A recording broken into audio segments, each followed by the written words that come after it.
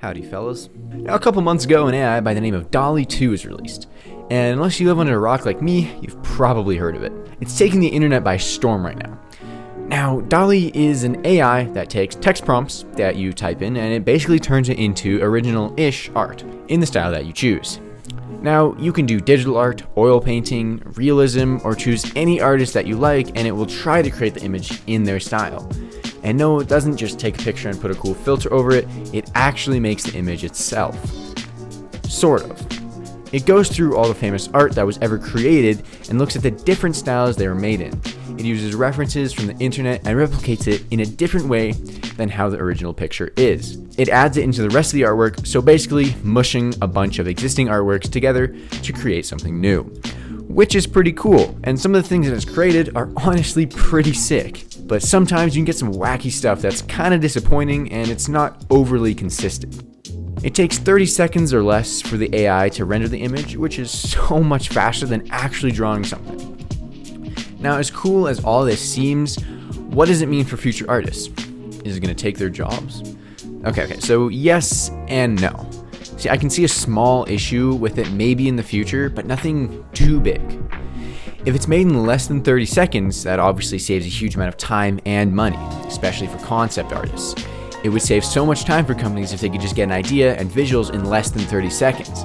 But even this could be used as a tool for concept artists to give them inspiration or a reference to loosely follow, and help them achieve more refined pieces of art. Plus, it's kind of rough around the edges, as we have already seen, and most of the time you can tell that it's made by AI.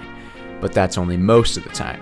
The other times, it can create really cool images that seem like they were made by an artist who spent their life to get to that level. But what are the cons of using AI-generated art? Well, there's a decent amount.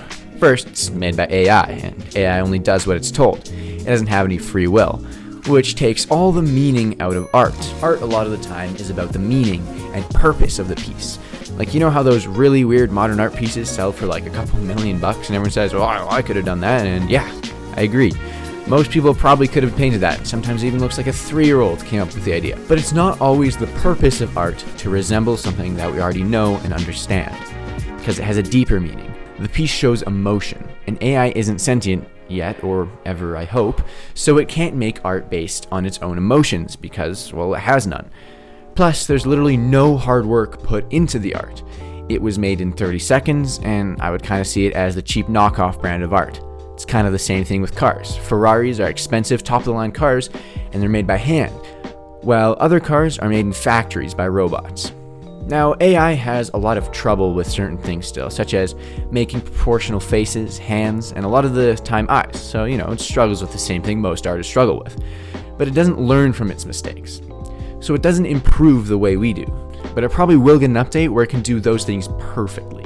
Well, and then we're screwed. It has a weird way of making things sometimes, and some things are just kinda off. Now, it's free to use the program to create AI-generated art, and it costs plenty of money to commission an artist to create something for you. But with AI, it has no creative twist or its own art style. It can't take your idea and put its own spin on it. It just does exactly what you tell it. Which is why it's really cool to see how other artists interpret your ideas. You might be wondering if it's already affecting artists and slowly taking over, getting closer and closer to world domination every day. And yes, it probably is getting closer to world domination, but it's not really affecting artists too much right now. And I don't think it's ever going to get rid of the need for artists, because it still can't beat a skilled artist who spent years in art school. Imagine you had the choice of something that was high quality and made by the best of the best, or some Walmart brand knockoff that wasn't made with the same material, quality, or design as the real one. It's pretty simple. You'd probably say you want the best one. It's better. It may look the same in some ways, but everyone can tell that it's a fake. AI can't create traditional art like humans, and traditional art is what a lot of people want. They want to hang it on the walls, be able to see the different brush strokes, and be able to see how the painting was actually made. People enjoy seeing the process of things, to be able to feel the painting, and art is expensive because it's something that not everybody can do at the same level. People spend years perfecting their skill and studying so many different things to become better artists. Well, AI doesn't have that. It was made for that purpose only. And it didn't have to work hard to become skilled. It doesn't have a thought process like humans do, and it has no creativity. There isn't anything special about what it does because all you see is what it is. No meaning, no story, and no work put in.